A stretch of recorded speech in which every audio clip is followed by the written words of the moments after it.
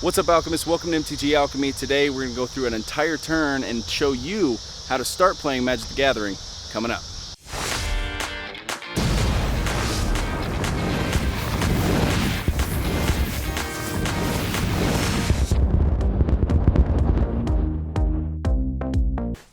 Alright, what's up, Alchemists? My name is Koi, and on this channel we do gameplay videos, deck techs, and how to play Magic the Gathering videos just like this one. So if you're new here, consider subscribing.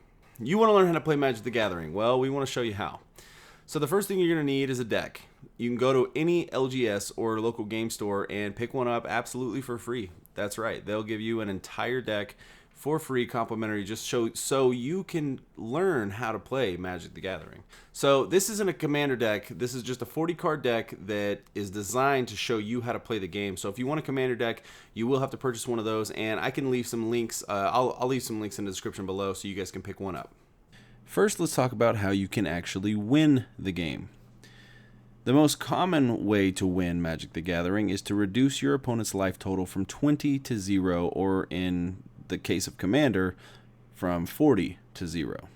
So there are 5 basic colors to Magic. There's white, blue, black, red, and green. So the first question you're going to have to ask yourself is, what kind of wizard are you? White is kind of a protect yourself, kind of a paladin type role, right? Blue is kind of mind trick, mind games, Jedi stuff, right? Black is like necromancy and zombies and, black magic. Red, which is like fire and brimstone, just fireball your opponent to death, or, make a bunch of goblins. There's a lot of goblin stuff in red, but it's mostly just fire and brimstone and fire. Green is everything nature. Trees, growth, plant life, sapperlings to be more precise, tree folk, elves. So there's a lot of nature stuff, and as you know, nature is a force to be reckoned with.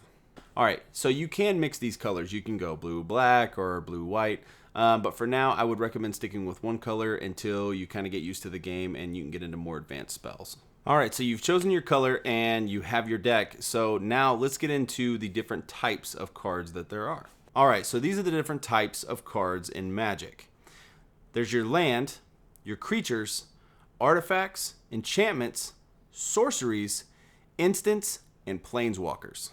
Now let's talk about the anatomy of those cards. So, in the top left-hand corner is the name of the card. In the top right-hand corner is its mana cost. On the bar in the middle is the card type, and then you have the text box, which tells you the abilities of the spells that you're playing.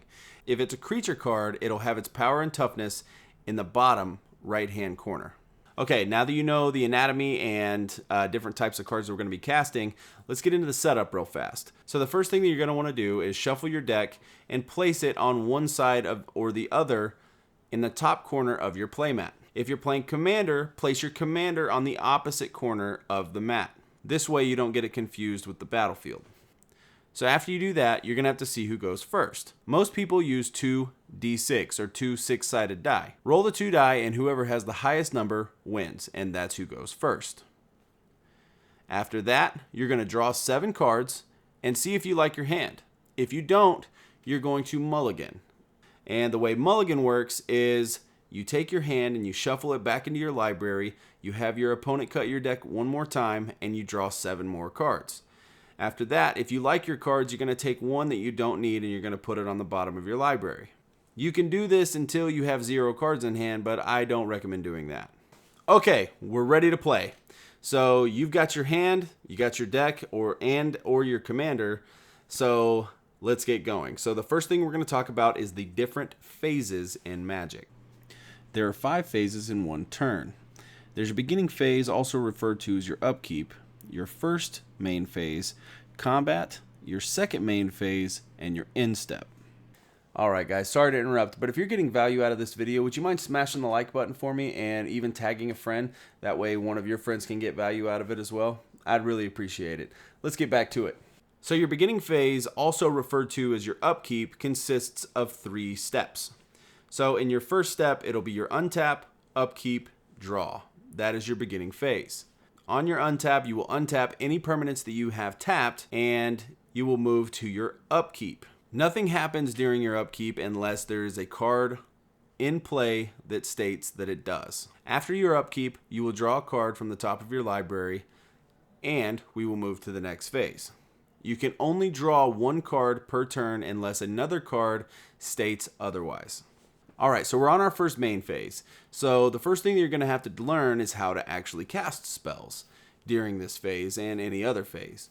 So let's go back to the cards real fast. So do you remember when we were talking about the anatomy of a card and the mana cost being in the top right hand corner? So this creature costs 1 black mana to play, as where this creature costs 1 black and 2 of any color to play.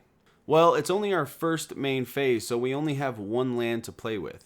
It's important to note that you can only play 1 land or 1 mana per turn, unless a card in play states otherwise. So what you're going to do is you're going to tap your land 90 degrees and pay for the spell that you would like to play, and you're going to put it in front of you onto the battlefield. Okay, so we're tapped out and we can't play any more spells. Your creature that you just casted suffers from what's called summoning sickness. So you can't actually attack with a creature the same turn that you played it unless the card or creature states otherwise.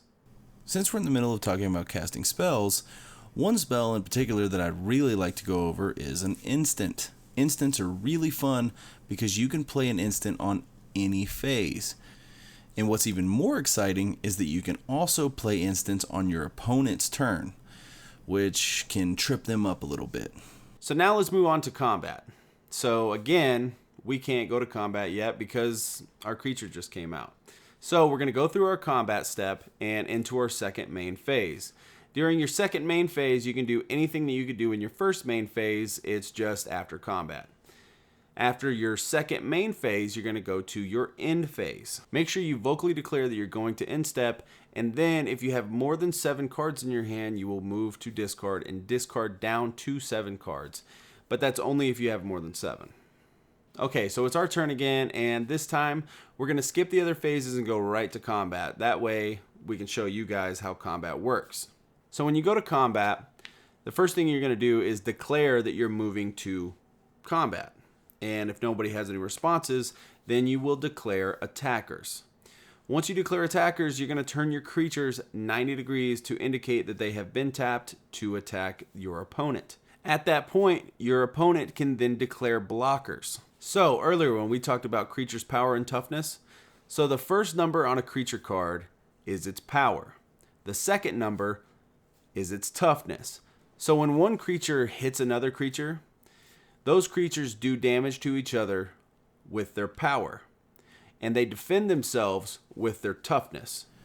Combat can be confusing for new players. So, for example, if this 1/1 and this 1/1 go to combat, they both die. The reason they both die is because their power is 1 and their defense or toughness is 1.